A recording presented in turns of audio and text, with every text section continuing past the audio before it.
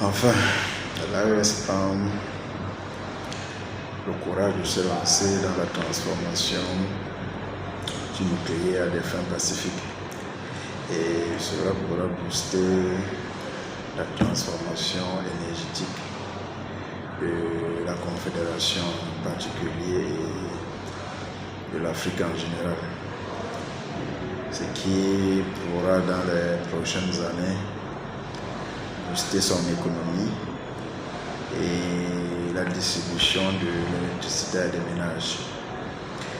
Je pense que nous, la jeunesse africaine d'aujourd'hui, nous devons déjà y penser à nous doter partout dans le continent de cette technologie nucléaire, puisque nous avons tout ce qu'il faut. Nous avons la ressource, nous avons la matière grise et pourquoi pas aussi dans le futur se doter de l'arme nucléaire, parce que constat fait, l'Afrique est un continent qui regorge beaucoup de ressources dont ces occidentaux nous s'empressent et veulent de temps en temps nous maintenir dans cette ignorance pour ne pas nous développer et nous faire croire que nous sommes inaptes de penser, que nous ne pouvons pas transformer nos ressources. Je tiens évidemment à rappeler que la Chine était au même niveau que nous dans les années 70.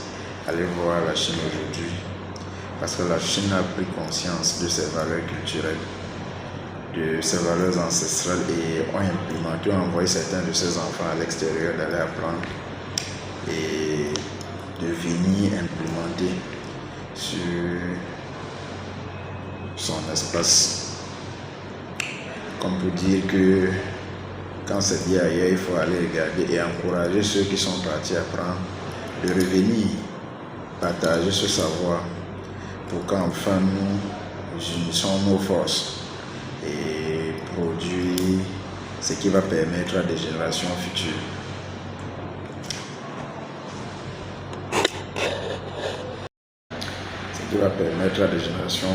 de propulser cette pensée antérieure dont les anciens ont pensé pour que le continent, pour que l'homme noir retrouve sa place qu'il avait auparavant. Je tiens à rappeler que c'est nous qui avions eu à inventer certaines choses dont on nous cache. Comme je parlais du nucléaire, il faut impérativement que le continent africain puisse s'unir sur ce plan pour pouvoir se doter de son arme nucléaire. Parce que c'est une arme de dissuasion. Vous n'avez qu'à constater tout ce qui se passe maintenant dans le monde, au Moyen-Orient, en Asie et un peu partout dans le monde. Chaque pays, chaque continent qui a eu à se doter de son arme nucléaire, on l'attaque pas n'importe comment. Donc nous, Africains, nous devons déjà y penser, sans toutefois avoir peur. Ça ne sera pas facile, mais c'est un impératif pour nous.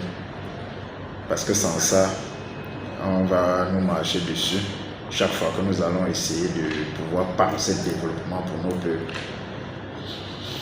Donc, je pense que ces dirigeants de l'AES, et j'attire aussi bien évidemment l'attention de tous ces différents candidats au Cameroun de pouvoir nous proposer quelque chose sur le plan continental. Parce que seul, on va vite et ensemble, on va plus loin.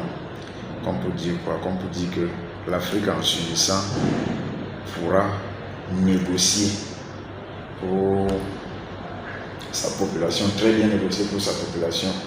Imaginez-vous un Swatini qui part négocier des contrats avec la République populaire de Chine qui a plus d'1 milliard d'habitants.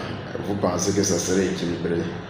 Or, si l'Afrique parle comme un seul homme, beaucoup de choses pourront changer. Nous avons l'uranium, le manganèse, la bauxite, l'or, le diamant, toutes ces choses-là qu'il faut pour propulser l'économie africaine, le développement africain. Le développement de sa jeunesse, parce que c'est le fait d'utiliser les ressources de notre continent d'une manière irrationnelle qui pousse la jeunesse à aller de l'extérieur, aller passer par la Méditerranée, donc la majorité y trouve la mort. Donc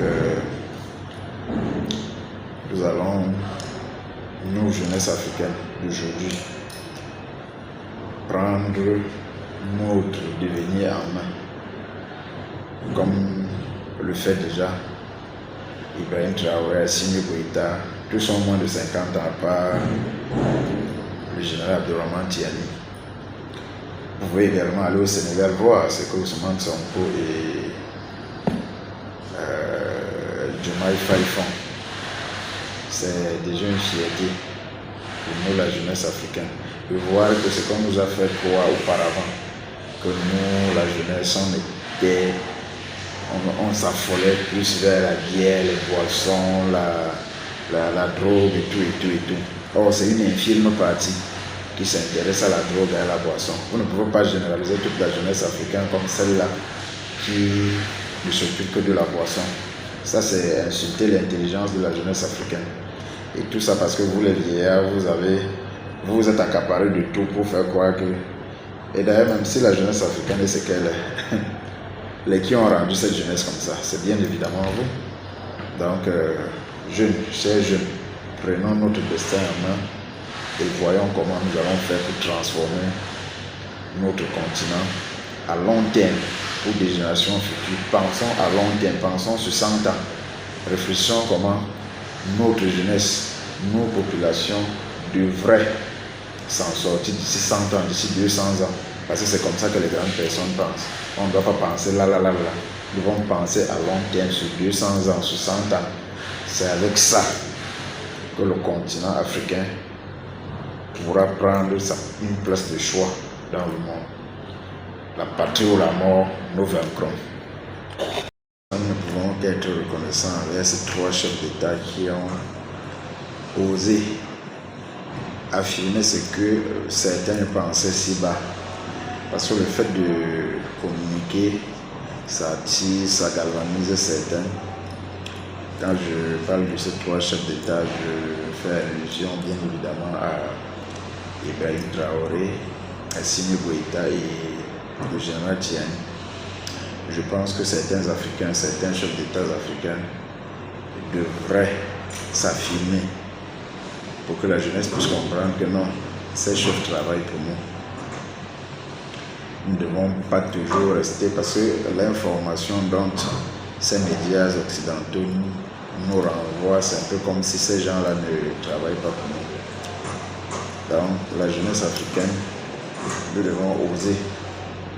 Parce que tous nos grands-parents qui sont maintenant au pouvoir, je vais dire nos grands-parents, eux ils ont commencé un peu plus jeunes que nous.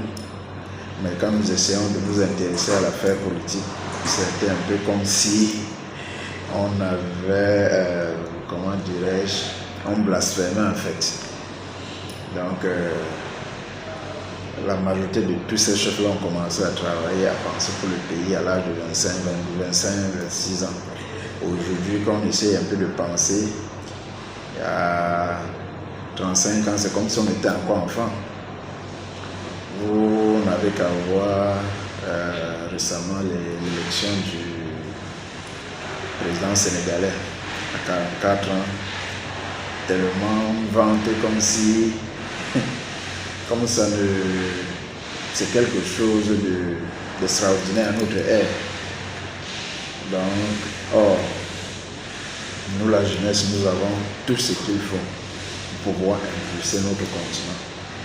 Et je tiens à rappeler que c'est avec nous, la jeunesse, vous les vieillards là, vous allez, parce que l'Afrique est en majorité jeune.